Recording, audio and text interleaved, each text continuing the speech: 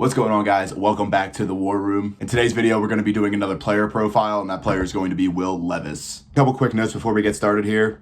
It's really hard to hide my bias in these videos. I gotta be honest about that. If you watch my Jahmyr Gibbs breakdown, that was obviously a very positive breakdown because I like Jahmyr Gibbs a lot. I think he's gonna be a really good running back in the NFL. But when it comes to Will Levis, I'm not extremely high on him. I think he does have a lot of untapped potential, but to draft him in the top 10 just doesn't make a lot of sense to me. But I understand a lot of teams have quarterback needs. Another thing I want to add is when I'm doing these breakdowns, I like to look for the best team that he played against. So Levis's best team that he played against was Georgia, and it's a little bit unfair because he did not play well against Georgia at all, but I think it was a very winnable game for Kentucky, and he kind of just folded under the pressure. Georgia only put up 16 points, and Kentucky was only able to put up 6. Like, if Levis is actually a top 10 pick, this is a game I would love to see him win, but it's just not how it went down. I know it's a little bit unfair because Georgia was a little bit of a powerhouse last year, but I want to see how these top prospects play against their top opponents, because the competition's only going to get better in the NFL. This is Levis's first throw of the game, and it is a great way to set the tone. He realizes it's man coverage, but they're playing too high. As soon as the safety helps the middle of the field and isn't threatening his back shoulder fade anymore, he takes his one-on-one and throws a 10 out of 10 pass. Like, this is a perfect pass on the first drive of the game. Going to transition into his worst throw of the game after one of his best throws of the game. I don't know what his pre-snap read is here, but he thinks this is zone coverage when it's actually man. He's trying to hit a cover 2 hole shot, which he definitely has the arm talent to do, but that only works against cover 2 zone because the corner is supposed to drop to the flat, but the corner doesn't do that here. He even tries looking off the safety and it doesn't work. All in all, just a bad throw from Levis, and it robbed Kentucky of the opportunity to put points on the board early. This is another example of Levis being able to diagnose the coverage and take his best matchup.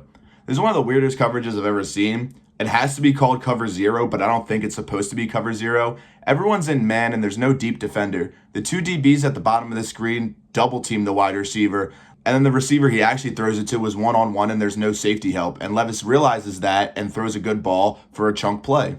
This is another one of Levis's big completions, but I want to break it down because there's a couple things that he does on this play that I don't like. So we're going to freeze it. First things first, the weak side safety bites on the play action, which immediately alarm should be going off in Levis's head. Man coverage, take your one-on-one, take your one-on-one. He waits too long to throw this ball.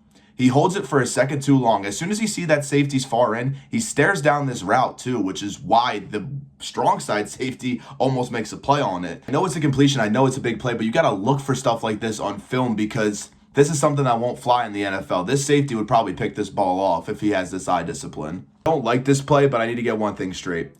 I don't know what the route is supposed to be. I don't know what Levis's read is. He might be trying to do this. But what's the old saying? If you're even, you're leaving. His wide receiver is even with that corner and then eventually gets a step on him. So why Levis decides to underthrow this ball, yes, it draws a penalty. But if he just leads his wide receiver, puts the ball in the end zone and says, go get it, this is a touchdown. And Kentucky's back in this game. Like, I just don't know.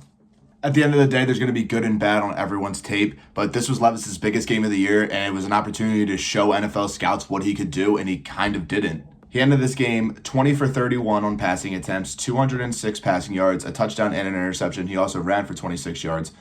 Kentucky got the ball 8 times and only scored once. There was 2 scoring opportunities. They missed a field goal late in the game, but you got to be able to do something for your team here, and I just don't think he got it done on the biggest stage. I'm not here to evaluate Levis's ceiling. Does he have a high ceiling? Yes. Is he ever going to reach it? Who's to say? I'm here to evaluate his game film. His game film wasn't great, but this dynamic that we have with Will Levis is what makes NFL drafts so impossible. You never know if a player is going to pan out. You never know if they're going to reach their ceiling or hit their floor until you get them in the league and get them in your system and have them playing at the highest level. That'll do it for this video, guys. My next player breakdown will probably be a wide receiver, so comment down below who you'd like to see. Peace out. I'll see you guys next time.